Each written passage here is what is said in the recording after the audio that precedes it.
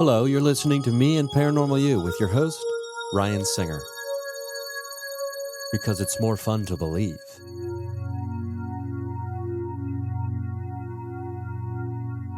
Hello, everyone. Thank you for joining us on another experience of Me and Paranormal You. I am excited today because we've got the professor back. I've just decided to call you the professor. Jim Vernon is back. Jim Vernon was on the show. Gosh, I think it was the summer of this year. It was earlier this year. Mhm. And boy, oh boy, did we get deep. And it was a really great conversation. We were talking about idealism, philosophy.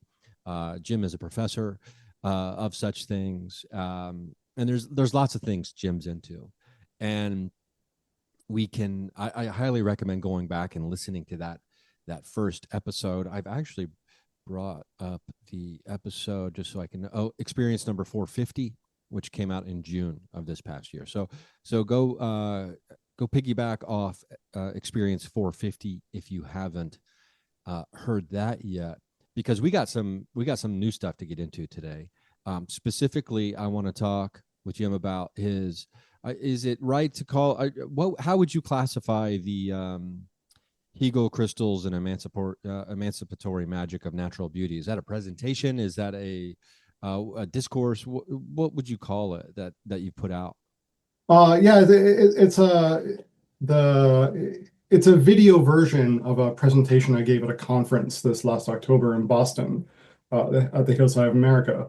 And when I gave the talk, I had edited some video clips of your special and albums into it.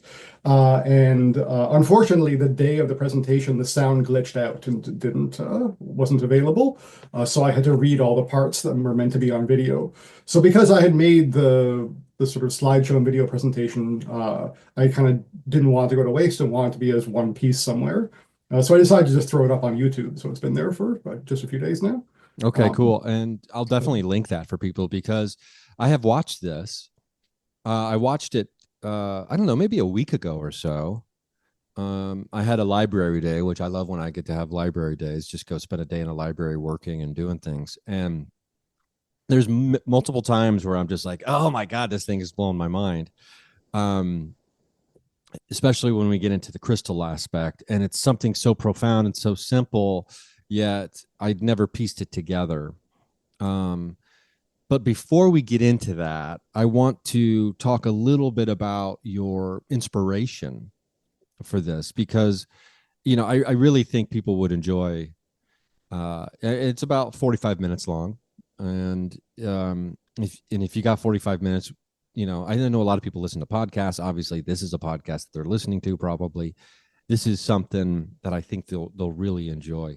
Where does the inspiration come from? From someone like you who not necessarily was, I think, by our conversations, a self-proclaimed kind of lately really getting into this side of or not the woo woo, but maybe a little bit into the woo woo side of things, at least in conjunction with the work you've already been, dedicating your life to. um, yeah, so for that paper in particular, I was kind of intrigued. I had gotten to a little bit of the history of magic and a little bit of the sort of two great magical revivals we talked a little bit about last time. Um, the Renaissance revival, which was kind of the development of a philosophy of what became known as natural magic, which is uh, uh, something resembling the idea that we could explain and to some degree possibly control the objects of the world that surround us by appealing to forces that may be invisible to perception or unavailable to experience, but themselves would undergird the things that we saw. So up until the sort of tail end of the Renaissance, especially sort of like as it passes to the Enlightenment, the rough idea was that everything in the world was in some kind of sympathetic relationship with everything else. And the closer those sympathies were, the more deep the connection between things. And therefore, if we understood those sympathies, if we understood how to replicate some of the aspects that make objects sympathetic. We could possibly control them and make things happen that we wanted to make happen, or align ourselves better with the way things are. So the classic example of this is just making like a talisman. So the planet Mars, because it's red, has some sympathy with passion and drive and anger. And so if we want to control aspects of our passion and drive or anger or enhance them, maybe draw the symbol for Mars on a little stone and carry that stone around with you, because now you've taken a little bit of that sympathetic energy or power or force that lies in the planet and connected it to yourself by means of something which replicates that object or signifies that object. Um, so the search for these sort of what were called quite literally occult forces. Occult is just a Latin word that means secret or concealed. The search for occult forces is what gives birth to modern science. The grandest sort of occult force of them all is gravity. Uh, it's action at a distance between objects operating at a seemingly no relationship with each other, but somehow the moon, despite its distance from us and its seemingly relatively small size with other objects, makes the tides appear the way they do. Uh, so this search for the occult force that connects the moon and the tides leads to Newton discovering or developing the theory of gravity. After Newton, the idea is more or less we have to get rid of these occult forces. And I got very, very deep recently. This may dominate part of the conversation because this is where I'm sort of, ever since our last conversation, I've been obsessed with the history of mesmerism and animal magnetism.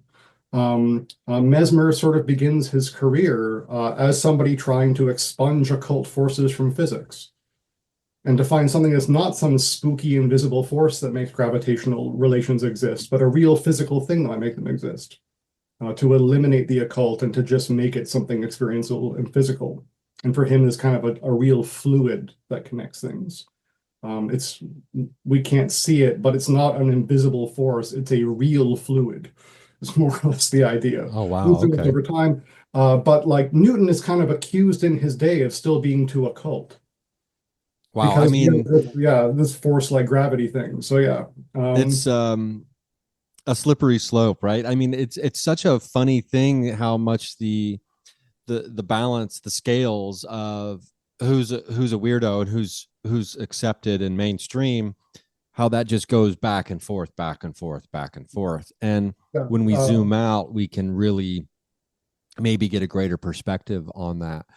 And but the reality of the matter, I guess, or whatever shared reality might be, is that most of us don't have the time to understand the big picture of everything that's happening all the time, regardless of what it is. We don't have the space for that, and so we can get caught up in the moment of the tree as opposed to the being, seeing the forest. But so Newton was too occult. Now, do you think this drive to expunge the occult from science was was it based on a, like, we just don't like this kind of invisible, the word invisible, and how this is like, we just don't like that, it needs to get out of the thing because we they start sliding into like the hardcore materialistic viewpoint of like, if you can't see it, it's not real. We need to be able to prove everything. We now understand everything, and we need to get rid of this invisible stuff that's kind of magical. so the general trend is like increasingly to get rid of uh, anything that might smack of the vaguely spiritual. So this Okay. natural magic kind of arises as an attempt to expunge magic of demonic elements. So, like, God made the world, according to the Renaissance Christians. Most pre-Christian magic, because it's pagan, has relationships to rival gods or has relationship to demonic elements, and some of the Solomonic magic, as it's called, uh, there's angels you invoke, but also demons you can invoke to perform certain tasks for you. So a lot of the magic texts you can draw upon from antiquity and the Middle Ages to Renaissance scholars is a little bit too demonic and evil to embrace. So they begin trying to credit spiritual forces to God's creation. So it's one of those the for if you were a Renaissance magician or a scholar of Renaissance magic, you would not have thought of spirits as something independent from nature. You would have presumed they were just one of the many parts of nature, that the nature would have included many things like the elements, like rocks, like trees, and also like sprites, also like angels. They were just parts of the natural order. Uh, uh, but Natural Magic kind of begins as this attempt to expunge demonic elements from magic and to do so by crediting the real magical forces to God's creation and therefore to nature.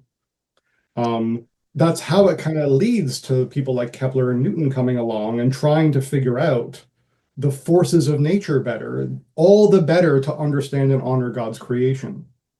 So the Interesting. thing Newton worked on for most of his life was just biblical prophecy. The physics, he wrote sort of only like two big books of physics. The majority of it is alchemy or things on how to mint coins. He was the head of the Royal Mint for most of his career. And so like he's known for the tiniest part of his career. He's not well Wow. known for the majority of what he did, which was trying to work out when Christ was coming to return by looking at I mean, that is numbers in the so, Bible and things.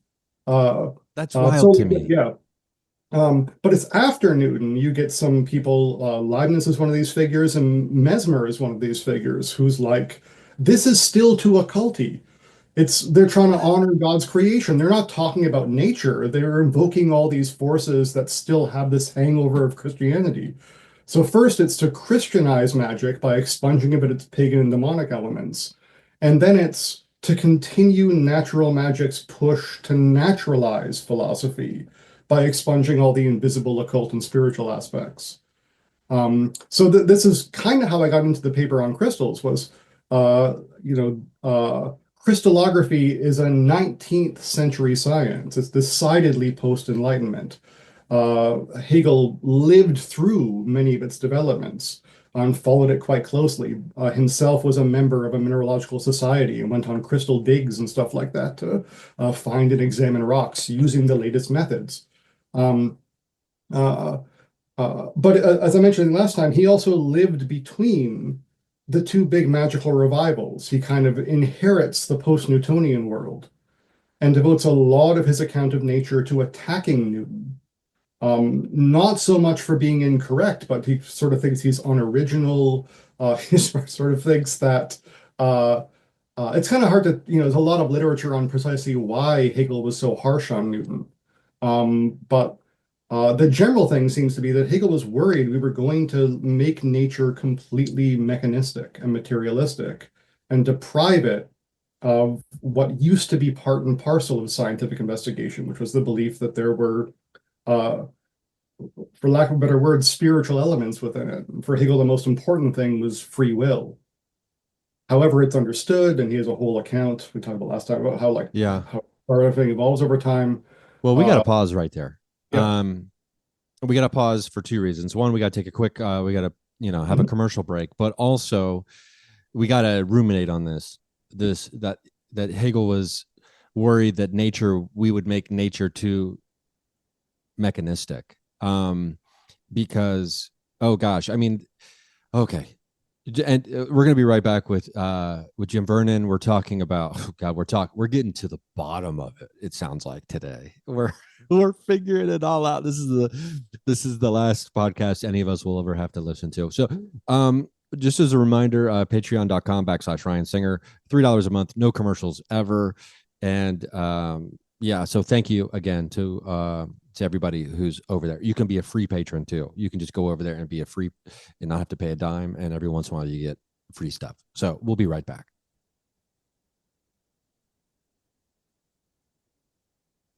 Okay, we are back. And I'm talking with Jim Vernon, and we're talking about you know, the the magical revivals. We're talking about how Newton the small part of his work is what he's known for. That he was just basically, I'm summarizing, but he was just trying to figure out when JC was going to come back. It is interesting to me that I feel like religion, specifically Christianity or any other religion, but I have experience with Christianity, is like a cheese grater, and it tries to make everything in the world go through. And if it doesn't fit into the cheese grater to get spread out to the masses, which is the salad or whatever, then you got to throw it away. And it doesn't fit. If it doesn't fit into the cheese grater, we don't need it. And it's it's interesting too that the motivation of someone that has those, like, I don't know, let's say, religious motivations, can then lead to the destruction of that religious thing being a part of the thing they're doing, which it kind of sounds like I kind of convoluted that a little bit. But when we talk about, or when you mentioned that Hegel was worried that nature would become too mechanistic, um, I, I feel like that's echoing a sentiment that might be embraced today by more and more people when it comes to kind of a tend an arrow back towards more of a spiritual nature, that I think was really kickstarted during the pandemic, and more people finding spirituality again, specifically crystals, because there was a big uptick in people getting involved in that. Yeah, it Do you? was huge during the pandemic. Actually, it's skyrocketed. Yeah. It's world So, occupied. Yeah. So, and um, some people of the, like, the science, I one of my good buddies and one of my roommates, he's always like, oh yeah, whenever anything big like that happens, people go back to like magical thinking, and they use the phrase magical thinking as if it's I don't know, it's pejorative, kind of an insult. When to me it shouldn't be that way. But um so so does that tie into like the fight to make sure that nature doesn't become too mechanistic, that it retains some of its, I guess, magic or spirituality or whatever? Is that a fight that these people were able to win on any front, or do you think that they were kind of overwhelmed by the materialistic view? uh, well, hmm. So to give an example, the because now I'm completely absorbed in the history of mesmerism, but it's an interesting example because mesmerism sort of begins as this attempt to finish Newton's project by expunging it of all occult properties. So he postulates what he calls a magnetic fluid that connects everything. It's kind of like the old ether. Sort of everything sits in this kind of fluid, and therefore, if something happens in, one planet, the ripple effects through the fluid affect everything else here. One of Newton's close friends, a guy named Richard Mead, in fact, sort of postulated that, like, if the moon can control our tides, well, there's fluids and particles in the human bloodstream that must be affected in some way by the moon, and therefore it must affect our physiology in some way. Um, so Mesmer's project is to kind of complete this instinct out of the Newtonian school that there must be something physical connecting everything, to eliminate the idea of an invisible force and to make this fluid exist. But Mesmer's a doctor, not a physicist. He had trained in medicine, and so his experimental procedures all had to do with curing people. So he's like, well, if we have fluids in our bodies and they're affected by gravity, what are some natural forces we know that can counteract gravity? And one of them is a magnet. Things are supposed to fall down, but if they're iron filings and you can put a magnet on them, you can pick those iron filings up. So what if I just start rubbing magnets on people Huh. and see if I can move, like if I give them like a drink containing little filings of iron, could I move the iron within their bloodstream and digestive system and therefore help redirect the fluids in their body to cure particular ailments, according to this, old, now discarded theory of circulation and things. Um, uh, and after a while of doing it, he's like, people said they felt something. They felt a current move, their symptoms were relieved. And then one day he uses like this is a part version of the story, but he starts using magnets that don't work. like they're non-functional magnets. They have the same effects. He starts using it just by thinking about holding a magnet, still has the same effects. So he's like, well, what if it doesn't involve a magnet at all? What if there's just a fluid connecting all of us? And when I move my hand, I move the fluid, and that changes things. And so what originally is called the theory of animal magnetism or animal gravity, sorry, which is like you have fluids in your body that can be made to move by things like gravity or by magnets. He starts calling it animal magnetism after he gives up using magnets because there's like a magnetism in the animal body, he figures, that shifts this fluid a little bit. Um, so for a few decades, Mesmer is considered broadly to have actually superseded Newton as a naturalist materialist. It's not considered pseudoscience. It's considered the highest level of spirit-free science. And in France in particular, around the time of the French Revolution, he's maybe the dominant intellectual figure. The, there are two problems with Mesmer's theory. One is people had been talking about that fluid for like hundreds of years. They just called it the ether or the angel realm. They're giving it some other name, but everybody had referred to this invisible realm that connects things. So his views sounded a lot like older pseudoscience or older spiritualism. And secondly, nobody could see the fluid. And so it was still one of these invisible forces. So, of all people, Benjamin Franklin is tasked with figuring out whether or not mesmerism is true.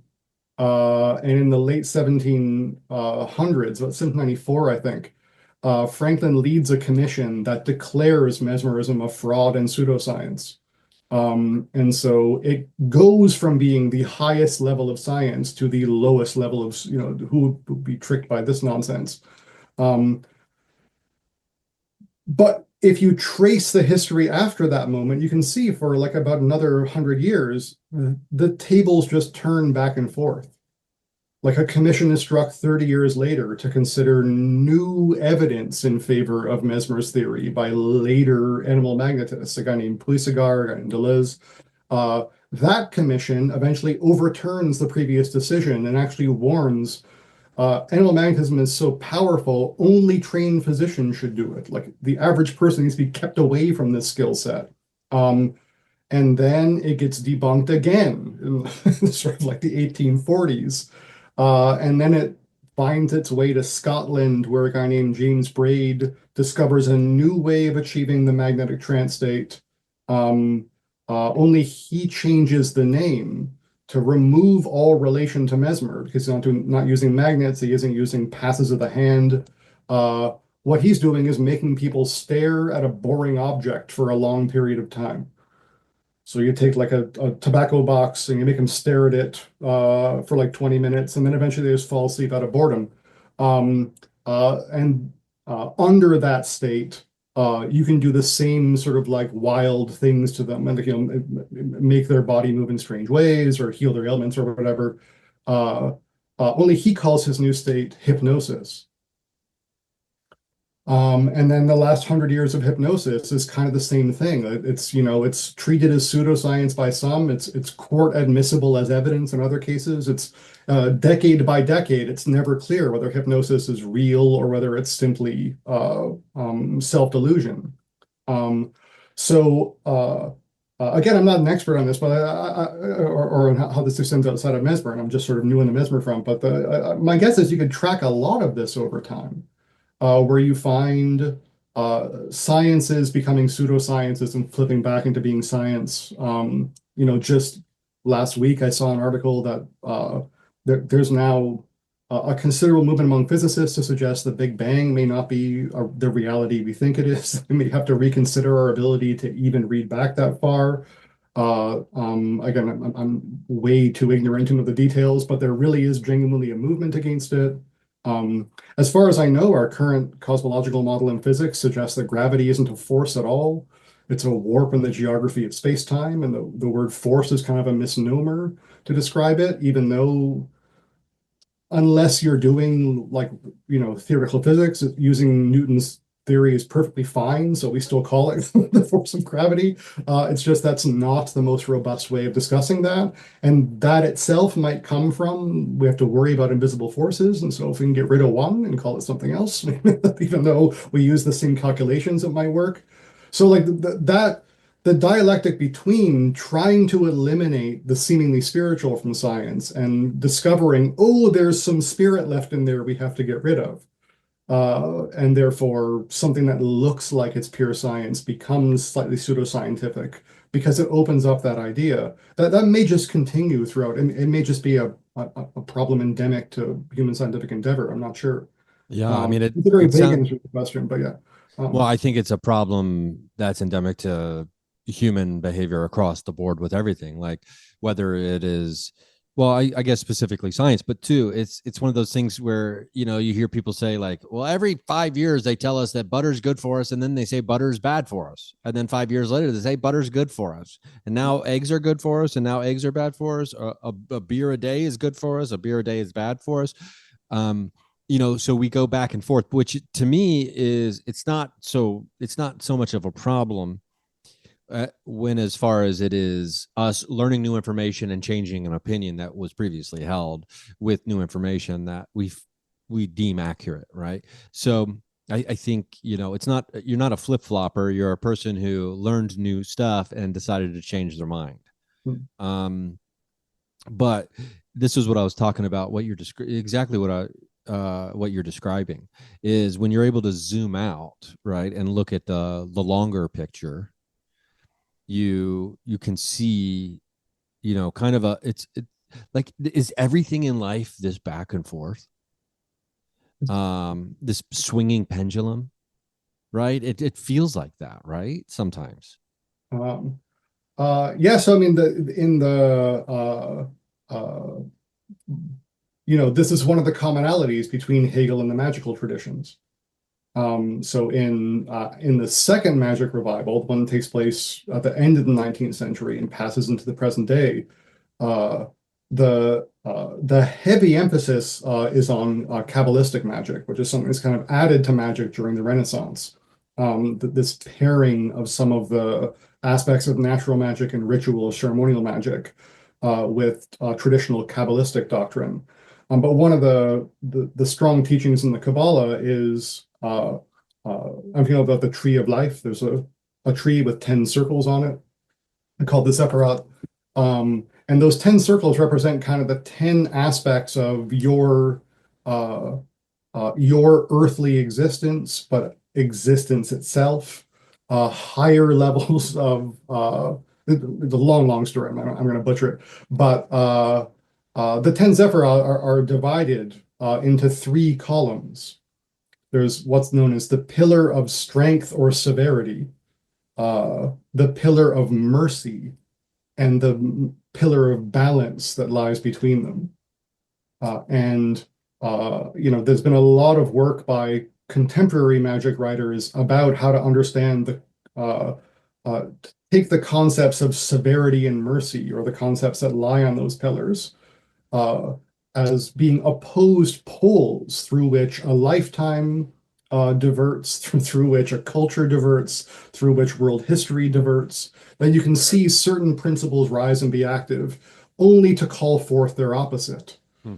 The more so the current magic commentators on culture suggest, the more you are aware of polarity, the less you will be invested in a kind of the aspects of one pole that call forth the worst aspects of the other pole, or the more you can see the beneficial aspects to both sides. Much of Hegel's writing is kind of the same. It's caricatured as being Hegel's theory is what's called the dialectic defined as thesis, antithesis, synthesis. So first you have the positing of something, and then you have its contradiction or negation, and then you have something that synthesizes those two aspects into a new whole. Most of Hegel's thought doesn't work that way, and it was in fact sort of people before and after Hegel who thought that way. But there's a lot in his theory that suggests uh, things do, as they emerge, create conditions that call into existence something that seems to contravene or undermine its existence. So this is all very vague talk, but maybe to give it a more concrete example, think about the story that's told about natural magic. Natural magic starts as this effort to Christianize and purify magical practice of all demonic and pagan elements. But the very effort it made to do that called into being the secular science that began to de-Christianize the world and secularize it.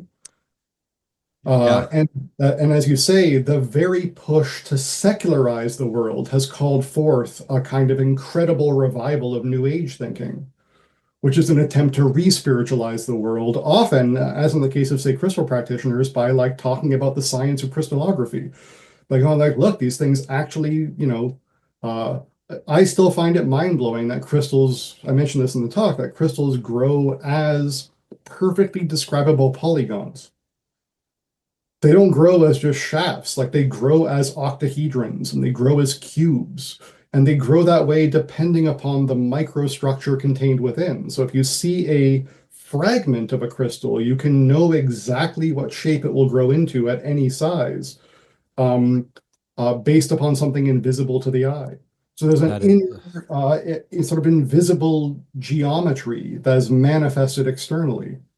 Um, so I like actually the, had that written down because I wanted to bring that up. um, Um, but and yeah, it's one of those, the very effort to materially explain crystals by locating this lattice structure that determines their geography immediately inspires people to begin retreating them as magical.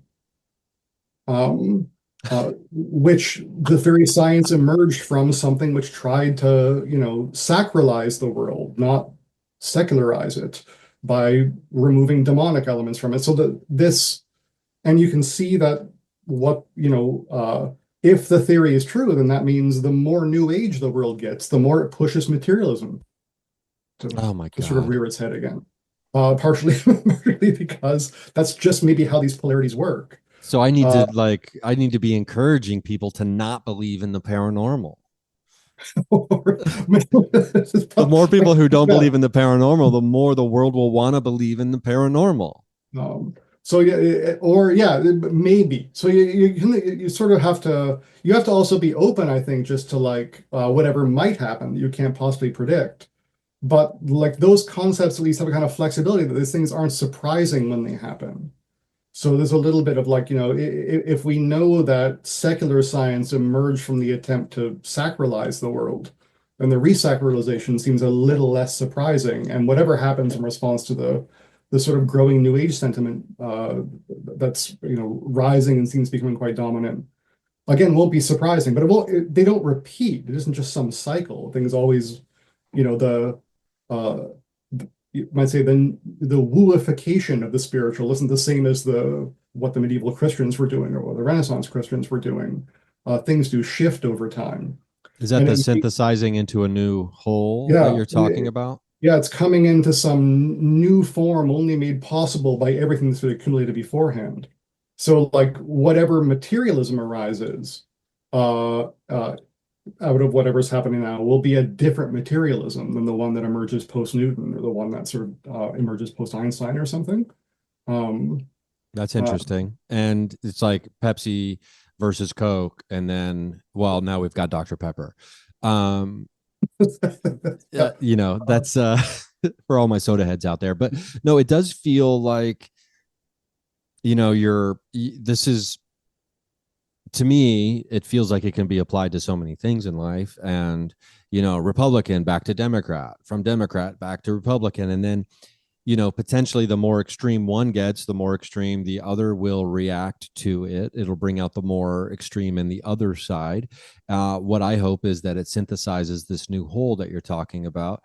Or because what was it? Thesis, antithesis, synthesis? Is that yeah. what So you said? that's, as I say, it's a bit of a caricature of Hegel's often applied to him. But and Hegel himself didn't like that kind of mechanistic thinking because again, the idea that there's some form you could slot thinking in is different than suggesting the the content itself develops according to a logical structure, which is kind of only seeable retroactively. So Hegel's first Ah, major work kind of begins with the claim that like philosophy, or not his first major work, it's later, but uh, that philosophy's job is to comment on what's already happened, not to make predictions about what will. hmm. So the famous phrase is the owl of Minerva only flies at dusk. So like the owl of Minerva is the symbol of reason. And so it only flies at dusk. Philosophy says paints gray on gray. It just tries to kind of like comprehend what is. Although that sets you up maybe to understand what might be coming, the things still surprise you. So Hegel, I think I mentioned this last time, like one of the most surprising calls he made in human history of the future is like in 1830, he guesses America is going to be the most important land in the 20th century. Like he just sort of sort of looks at it and says there's enough chaos happening there. In terms of just so many contradictions and tensions between a colonizing population that considers itself colonized, and that is pushing a new doctrine of freedom while also, brutally enslaving people. That like something has to emerge from there to resolve all that. That's going to be powerful enough uh, to sort of change how we think about ourselves as a species. God, I feel like that can be applied to specifically what's happening in Gaza right now. Like Mhm. the way you define that, because when you look at America, the colonized people who are colonizing, you have, a people that were the victims of a genocide now performing a it's so, I mean, I wonder if Hegel would apply, if he was here right now. Let's take a huge step here and just be like, do you think he might have the same idea about what's happening there now? Or because of all the tensions that have been going on there for so long too. I mean, they're so complex and they're so deep, and there's so much nuance, geopolitical intricacy. It's beyond my scope of being able to truly fully understand it. But I wonder if he would have a similar sentiment about that area of the world now as he did previously for America. So like it's it's always tough to guess, but we can look at sort of again, I mentioned last time that one of the people who was quite indebted to Hegel was Martin Luther King, um, for whom he said that what he learned from Hegel was that growth comes through struggle. Now you wouldn't think he would need to learn that from Hegel, given all that he had seen Yeah. and witnessed and studied and struggled for, but he found something in Hegel's model of history that suggested uh, that uh, you know, crystallizing dramatic conflict was kind of an essential part of the transformation of human consciousness. So I think I told this story last time about how like he credited Bull Connor with the great victories of the civil rights movement because he's like, if he wasn't so cruel, there wouldn't have been all the television cameras. Like it all would have happened quietly in the South, and nobody up north would have known. Yeah. He's attacking Northerners who came down in sympathy for their sympathy. And that attracted, the laser light focus of everyone in America on that problem. And in a very short time leads to the Civil Rights Act and the Voting Rights Act being passed. And so, uh, Got these patterns. I mean, yeah, and, I mean, and it is like I mean, I should stress like it's the critique of Hegel is always it sounds like he's justifying these things. Then it sounds like you're mm, saying, well, that meant it was good that Bull Connor, slaughtered those people on the bridge because of what we got out of it. That's a different claim than saying, when we look back on what actually happened, those were the flashpoints. And maybe if we learn from those flashpoints, we don't have to have them as often. But like, so long as we're acting largely unconsciously, which is kind of what the problem of the species is, as our whole talk last time was about the meat suit and the magic of consciousness. Like, as long as we've got a lot of meat suit driving us, and therefore we're driven by fear and ego and trauma and pain, and all the things that come along with being a human being, living in a body in non-ideal and often quite brutal circumstances, uh, uh, we're going to be the rough idea, as I put it, of Hegel's theory of history is that um, uh, the kind of reason in history arises out of a series of irrational behaviors adding up to a change made inevitable by them. So, like, so Hegel was a semi-partisan of the French Revolution. He was quite critical of its excesses. He was quite critical of its own conception of freedom, but he sort of thought the world was changed forever by the writing of the French Constitution, which declared that everyone was, a free, equal brother in society. Um, uh, of course, that doctrine was promulgated across the world by Napoleon, who's just this vicious tyrant, sort of imposing French rule everywhere in the world. But what he's imposing is the very idea that will undermine French rule. Like Wow. he's imposing this idea that we're all free and equal, and therefore, when you come and conquer us, you're giving us the idea to get rid of you and to transform our societies into something that's an improved version of what you have brought, precisely by removing from that your racist limitations or your dictatorial impositions or whatever. Um, uh, so like, it's a I'm sympathetic with the criticisms of the view that it sounds like it's justifying all these horrible excesses in history. Um, uh, because, especially if you're on the receiving end of them, or if you're descended from the receiving end of the worst of them, it sounds like you're justified. It sounds like you're saying like, that this was all part of the story that brought us here. But the other part of it is, um, like the counter to it is not to reject that criticism, but to suggest like this is the problem with being a species that's largely meat suit, is you Well, I are mean, you're irrational blowing action. my gourd open right now, Jim. This same problem, I would argue, can be is mirrored in spirituality, and specifically in a movement of a more modern, I would say. I don't have enough knowledge about this to say whether it's has roots in the modern Western viewpoint and the adaptation of like reincarnation. Um, but the idea that we choose the life, we choose the lessons. And so if we are the victims of abuse, physical, psychological, whatever, that and because this is a problem in the spirituality world, where some people will be like, well, you chose the life. You chose the life in the experiences that you would be having to be learning certain lessons in this life. And so someone who is in the spiritual world is like, oh no, we're talking about physical abuse that I have suffered at the hands of another person. And you're saying I chose that.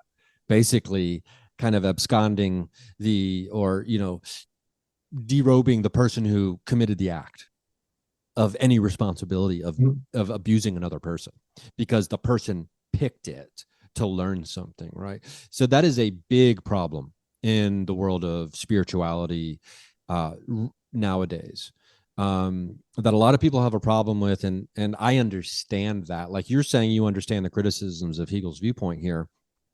I also understand that criticism, and I do find it as a valid problem.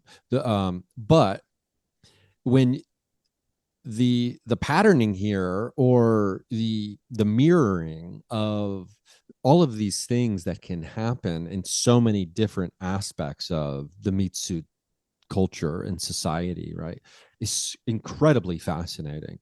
And so we have these big themes that just keep reoccurring everywhere. And part of me is like, are we just this basic, man? Are we just this simple, right? That these major themes just play themselves out in every single way. And is it because they need to synthesize, and slowly but surely the evolution of these things through thesis and antithesis into synthesis, and then that creates another thing, boom boom, it's like this slow trudge forward, hopefully, right? Um did did Hegel or other people think that this was the movement? Actually, we got to take a break, and when we come back, I want you to maybe we'll get into that and see if is it headed somewhere. And I'm guessing it depends on who the person was, and what their beliefs were, where they thought it was headed, whether it was secular or spiritual. But we're talking with Jim Vernon. We're getting to the bottom of everything about what it means to be, a person with a meat suit here today on the show. Just a reminder, patreon.com, no commercials. We're going to be right back.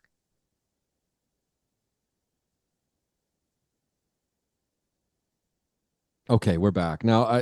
Right before the commercial, I asked you a what I would consider to be a huge question that I don't expect you to be able to answer in under 30 seconds. But does this synthesis, antithesis, or does the thesis, antithesis?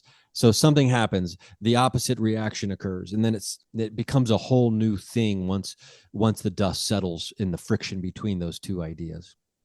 Now, is that something that slowly, in your opinion, is evolving toward or forward, or for what we might consider to be progress, or for the betterment of the whole? When you look through, your intensive studies and research through time, and specifically in these areas that you're invested in um, and interested in, do you think that it's a hopeful future moving forward, or do you think it's just kind of void of any kind of moral judgment? Uh, that's interesting putting it at the end in particular. So and again, uh, I'm much more comfortable talking about the views of others than making pronouncements of my own, Oh, because okay. I constantly change my mind. And I've just found in Hegel the most interesting resources. But the more I put him in conversation with other thinkers, and the more I read, the more your views get challenged and confused, and the harder it is to make a firm statement. But just picking up that last thing about moral judgment, like one interesting thing Hegel does is he sharply distinguishes the categories of morality and ethics. So he's not alone in doing this. But to him, morality is really kind of about individual behavior as it regards other individuals. Hmm. It doesn't operate at the level of society as a whole. It doesn't operate the level of institutions or at the level of legal changes or at the level of warfare. There you're at a different kind of level, which he calls ethics. So the words in German, the word for ethics, which is Sitten, means, or Sittlichkeit, means something more uh, like mores, or the way things happen around here. And his account of history does, its central thesis is something like justice is a judgment made by history, not made by individuals. Every individual trying to judge history is doing it from the partial perspective of living at a certain slice of time. Um, my own kind of reading of, so that there are those who read Hegel as suggesting there is just objective progress over time. So one of the most obvious kind of extensions of this is Marx, who was a careful student of Hegel, who was initially part of a group called the Young Hegelians, who were trying to use Hegel's thought to understand the world. Well, interestingly enough, removing it of all references to spirit. So Marx is a very strict materialist. He wrote his dissertation on the atomist philosophers in Greece who were trying to make a fully materialist account of the universe. And Marx's account really is uh, we go from worse to better societies. And we just haven't completed the project yet. So capitalism is the best society that has ever existed for Marx. If you read the Communist Manifesto, it's like the most pro-capitalist book ever. Because capitalism is, thankfully, in his view, going to bring about its own downfall. But what it does is it sweeps away all these outmoded ways of what we now think of as outmoded ways of living. Capitalism is incompatible with feudalism. It's incompatible with slavery. It's incompatible with all kinds of social features that we now think of. Largely, he thinks, thanks to how we've been changed by capitalism as being, contrary to the human condition. uh, in his language, like every previous society was full of competing classes. There were peasants and serfs and guild masters and landowning lords. and they didn't have the same interests as each other, and they could all commit kinds of combat and intrigue with each other. Um, Capitalism only has two. It has workers and owners. And over time, there are more and more workers and less owners. I mean, And so eventually the workers are going to rise up and get rid of the owning class. And then what you're left with is kind of like pure immediate democracy. You're left with workers seizing control of what he calls the mode of production, or just the wealth of society and how it can be turned into the stuff we need and distributed. And they run it for themselves with no top-down order. So therefore, capitalism's great historical mission was to reduce conflicts to just one, and to, as he puts it, create not only the tools by which its grave will be dug, but the grave diggers themselves. It will create an international proletariat who all have the same interest. But like it's kind of key, like for Marx, um, it's not that communism, when it arrives after capitalism, manifests a potential that was in us all along, that it manifests a human essence that was there all along. Rather, it completes the transformation of us that was begun by capitalism. So the most shocking statement in all of Marx is at the end of the Communist Manifesto. Marx says, if you're a real communist, in countries that aren't capitalist yet, you back the capitalists. I mean, Because you want to destroy capitalism. because Um, yeah, God, I mean, it's uh, many years ago I had this joke where it was basically it was these two kind of hillbilly characters talking about like how there hasn't been true communism in the world yet. mm, And which because the evolution of a government, right, or of a society in the way that it handles itself. But this idea of capitalism bringing about its own downfall, right, is seems to me to be in essence what we've been talking about already in the same way but yeah, different, yeah. of Um, the thesis and the antithesis being embodied in the same thing. mhm. Yeah, um I use Marx as an example of like his view is we objectively progress, that communism will be kind of the perfected society. Capitalism is the next highest society. Feudalism is the highest before that. And you can keep going back, and there are earlier versions of society that are objectively inferior. So to get to communism, we need to pass through a series of stages. And for Marx, we can trace those stages because we live in capitalism. Therefore, we can look back and see them all. And we can guess. There's almost nothing on communism in Marx, but we can guess a little bit what it might look like. It will look like we wither away the state. There's no need for a government anymore. Small bands of workers can run themselves, something like that, or at different levels. But So that's one way of thinking about progress in history, is that it's objective. oh my Uh, god. the way I like thinking about Hegel's view is that it's a little bit different. It's more like at every level, we're going to think it's more advanced. We're kind of constrained to by looking back at everything that brought us here. So, like, we look back at feudalism with horror because we're living in democracy and capitalism. Um, and Democracy and capitalism is what we came up with to solve the tensions in feudalism. There were probably other things that were possible, but that's the direction history took.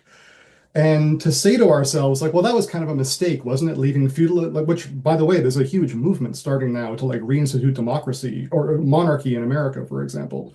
Uh, Many of these people, in fact, are like close advisors of J.D. Vance, and so like it's an interesting moment because there's sort of a literal. There are some figures trying to reinstall monarchic feudalism because they think corporations are that anyway. That's how society really runs. That democracy is kind of an impediment to society because it makes things, more chaotic because you might get an occasional Trump or something. So what if we're just able to make things smooth and have that's the guy who's in charge and the rest all run itself. Yeah, So people, that's an yeah. aside, but yeah. But like when Hegel says like justice is a judgment made by history, it kind of means like, well, whatever we have come up with is going to be our collective answer to the tensions that made us strive for some other answer. And it's going to arise from people with different kinds of answers acting individually to achieve what they think is justice. And the collective result of all of that is going to be uh, something that we see as an improvement, which will need to be improved. So at least, for if you're a hard, if you believe there's objective progress, you kind of have to have a view like Marx's. That is, well, there's got to be some, therefore, best society.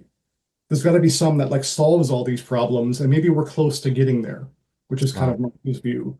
I think Hegel's view is more like you're kind of stuck with this ongoing project. You're kind of stuck by being a history, and being a part of something which is retroactively looks like it's striving for a goal, but that goal is going to change with every kind of generation's own attempt to get at what looks like the just around the corner kind of goal. Um, God, uh, this is a complex thing because I feel like the actual playing out of all these things can be affected by so many components, right? In aspects like the availability of information is so much faster than it was 500 years ago to people, to the masses. The fracturing of the media, which has now led to countless realities that people are living in as they walk side by side next to each other. And you have an identity crisis, it feels like.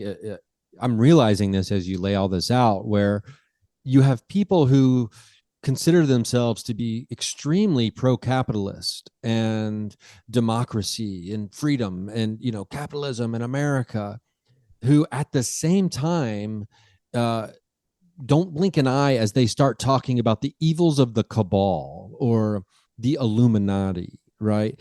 And so basically, to me, those things don't, they're kind of um, they kind of go against each other. You can't be angry at the people who made it to the top and then also love the system that provides space for people to make it to the top like that. They seem to contradict each other to me.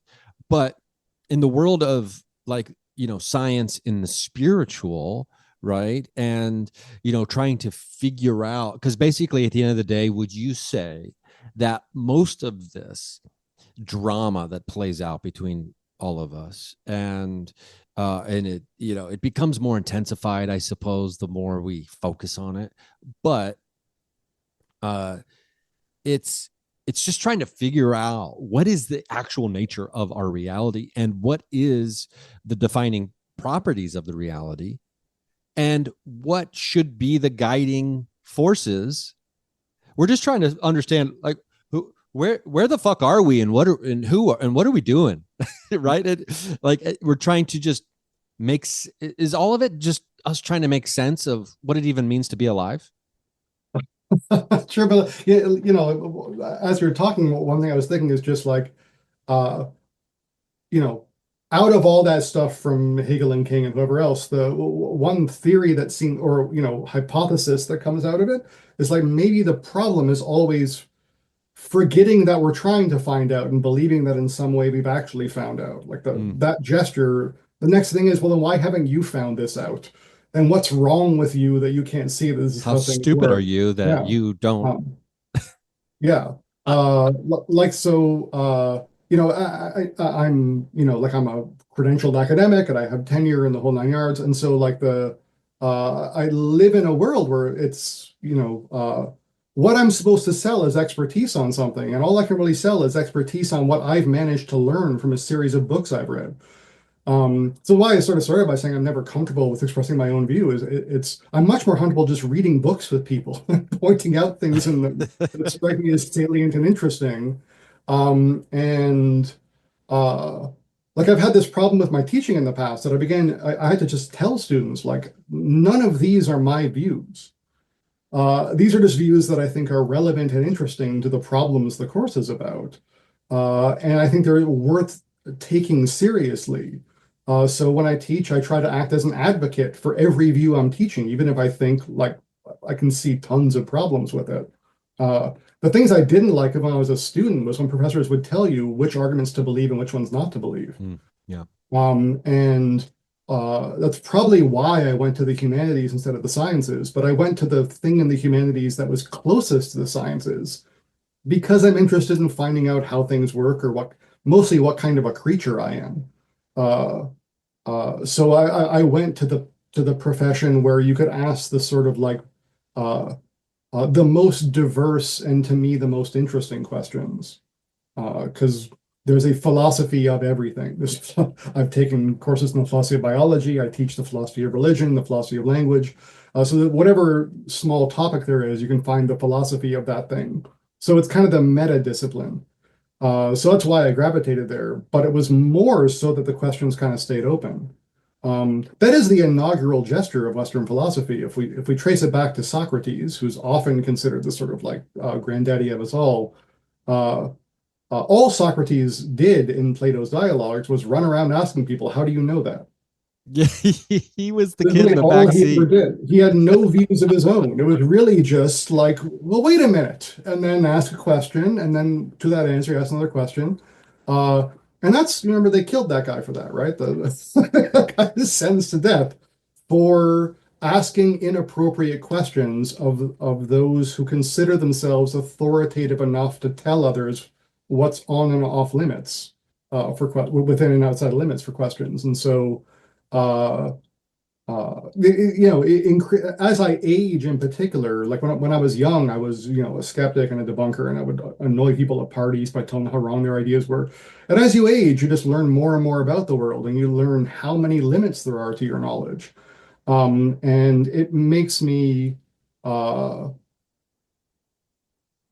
that's what, in a certain sense, makes me hopeful. Is realizing nobody's cracked this yet.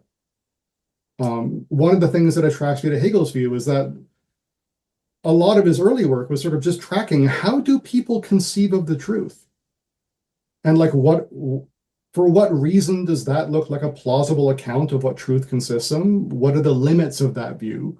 And how do those limits point to the need for another theory of truth to replace it? So his grand book, The Phenomenology of Spirit, is just a series of these. It's a series of like claims that this is the thing that is a true object. This is what counts as real knowledge. And then, okay, take that seriously for a second. Ask it some questions, see what it does. And then you gradually see it tells us some things, but it leaves some things out, or it seems to be contradicted by things that are obviously right next to it. So we'll look at those for a while. And you just sort of, when you gather all of them together, you get a sense of how human beings understand the world.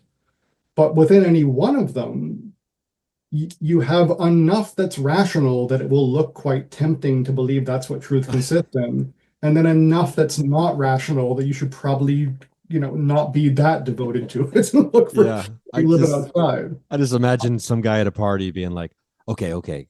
And there's like a bunch of very fascinating, beautiful people or whatever it is, right? And then they corner someone. They're like, don't look anywhere else. I am the only person at this party, right? Like I'm the most fascinating. And then, ask me anything. And then within four questions, it starts to crumble, right? So everything crumbles under questioning. It feels like to some degree here, and maybe it's the arrogance of thinking we should be able to get to the bottom of anything and fully understand something that is the inherent problem from our launch point. But and and so I guess when things start to crumble around us, and there are things that we don't understand or big things that we don't believe should be happening. I mean, I think the pandemic would qualify as one of these events, and the uptick in spirituality. We talked about crystals becoming super popular again during the pandemic, and it's funny. I just had a meeting with my cousins last night about our crystal app with this big update that hopefully will be coming out soon. But and it's when we first started working on a crystal app, the identifier app, there wasn't one on the market, and I hadn't checked the market lately. And I looked last night, and there's probably 30 of them now, like 30. It's crazy, right? But um, the idea that you touched on earlier That to me was such a big thing, and it blew my mind. We're going to talk about that after our last commercial break, because I want to talk about the properties of the crystal, the smallest fragment of the crystal, being able to look at it and know exactly what it will be, no matter how big it is, right? And how scientifically accurate that is, and why it inspires.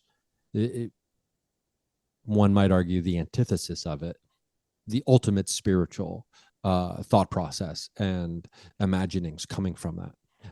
We're with Jim Vernon. I can't believe what time it is already. This has been flying by. We're going to be right back after this last break. Don't go anywhere.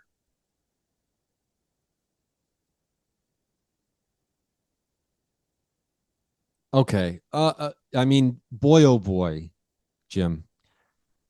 Uh, we didn't even get into objectivity versus subjectivity. I do want to touch on this because I really want people to watch this. Hegel crystals and the emancipatory magic of natural beauty. I think it's a really fascinating presentation here that you've put together. Um, let's talk a little bit about the connection and why crystals seem to be such a perfect fit for as above, so below.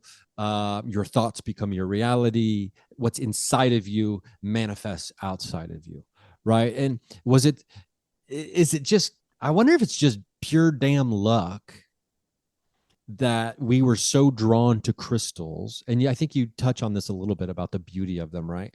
Um, was it just damn luck that the inside of the crystal uh, creates the outside, and that we always had this magical connection to it anyway? And the whole premise of magic is making a thought an internal thing an external reality, right? Or do you think it's intuition? Or I mean, I know you don't take stances on things Um, necessarily, but the this internal becoming the external seemed to be perfectly exemplified by the crystal, at least when it comes to like a very beautiful way of showing it.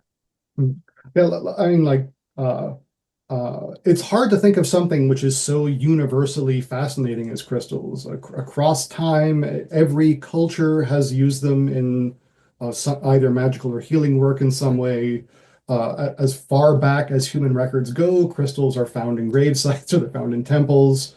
The there's no cultural barriers to it. It is in literally every culture that has ever existed.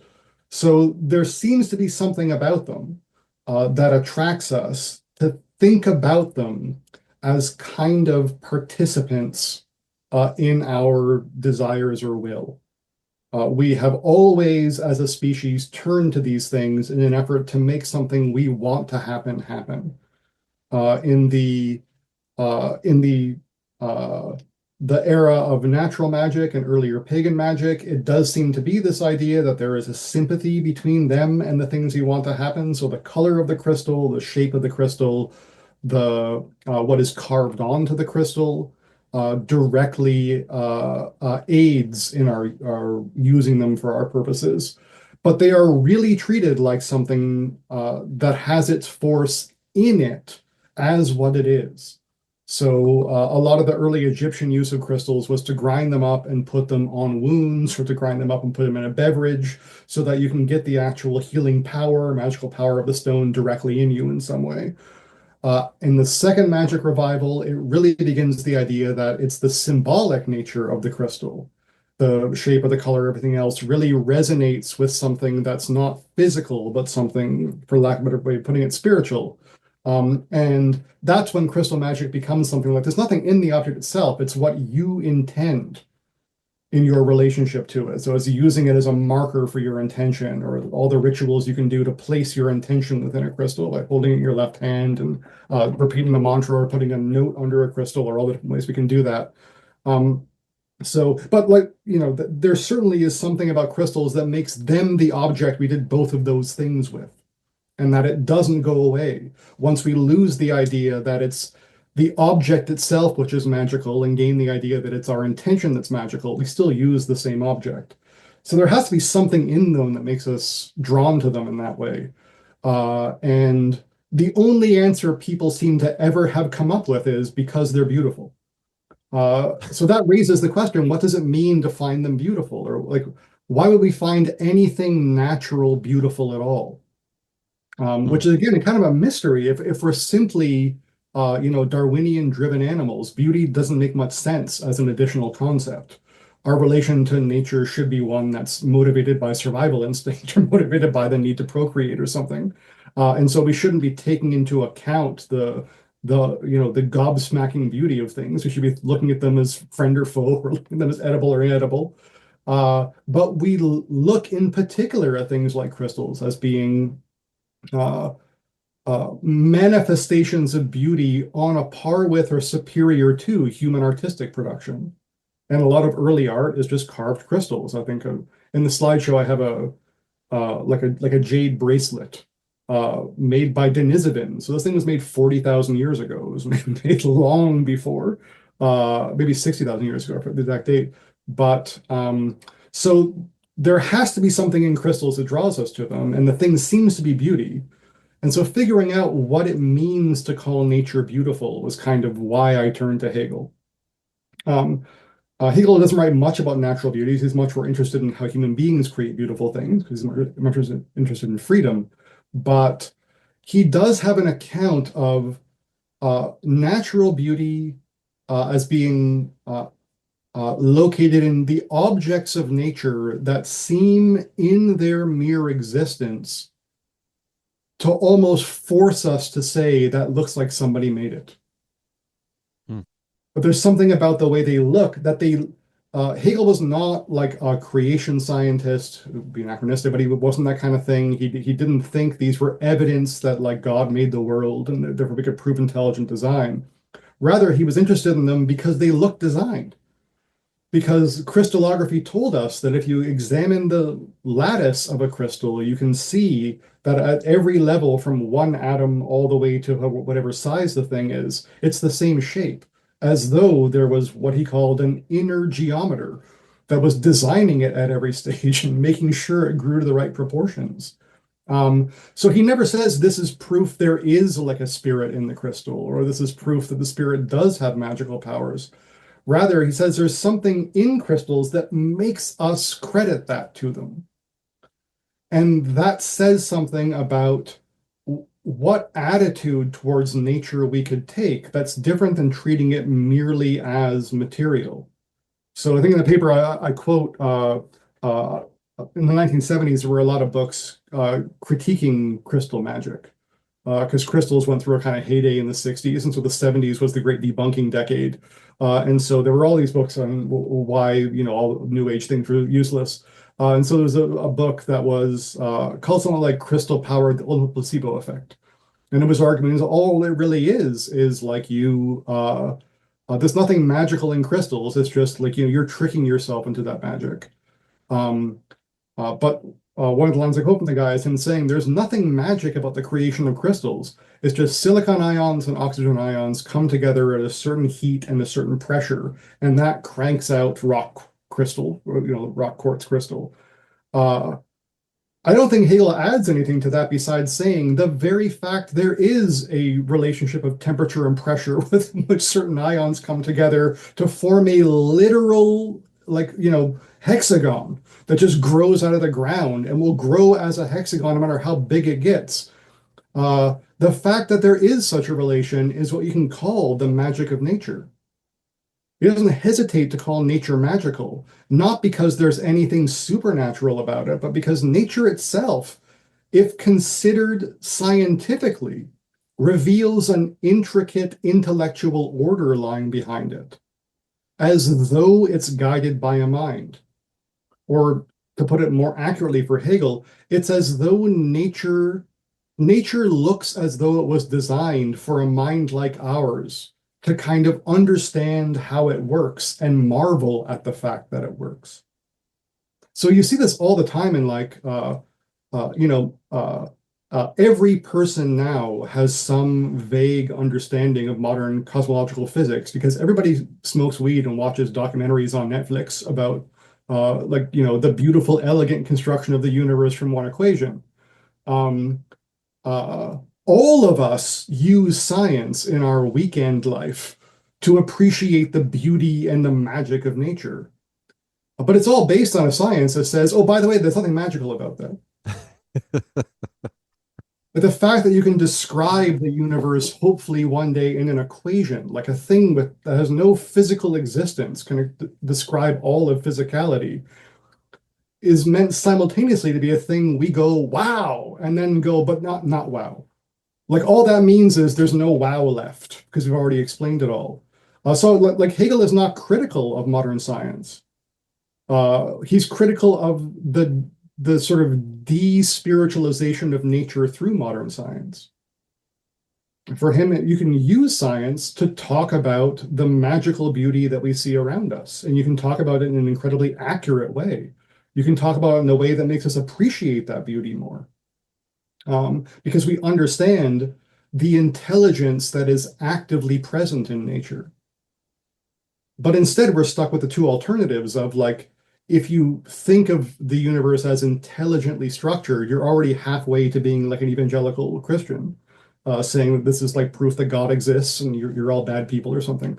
And so to avoid that, we go, well, it's not really magical. It's just, this is a description of brute material forces and there's nothing magical to it. And Hegel just takes a middle ground between them. We don't go as far as invoking a God that created this. We don't go as far as invoking uh, anything from that intelligence that indicates anything but the structure of nature. But we treat nature as though it's intellectually structured because that's what our science tells us. Our science tells us uh, there's a little geometer in that crystal. So Hegel has this beautiful passage that I quote at length, very, very long length in the presentation, about the magical relationship between a soil and seed. Like you put a seed in soil and it grows, and you're not supposed to think that's magical. You take this little half rock thing and you drop it in soil, and under the right conditions, it grows like a new plant that changes the entire ecosystem that surrounds it. Um, and because we can describe that process biochemically, it's as though it's drained of its magic, as opposed to that increases the magic.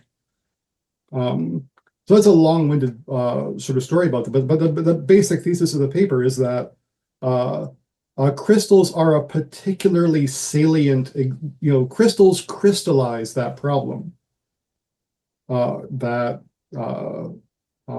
the world is a place that reveals intelligent structure and therefore tempts us to invoke something supernatural, which pushes us to get rid of the supernatural.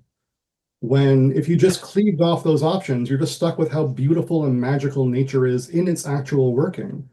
And the fact that we have minds that are able to understand that structure means that the intelligence is shared.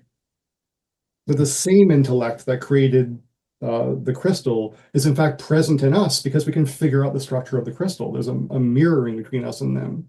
So it's as though crystals are a kind of mirror we can see our intelligence through, and we can see the kind of spiritual magic of that intelligence.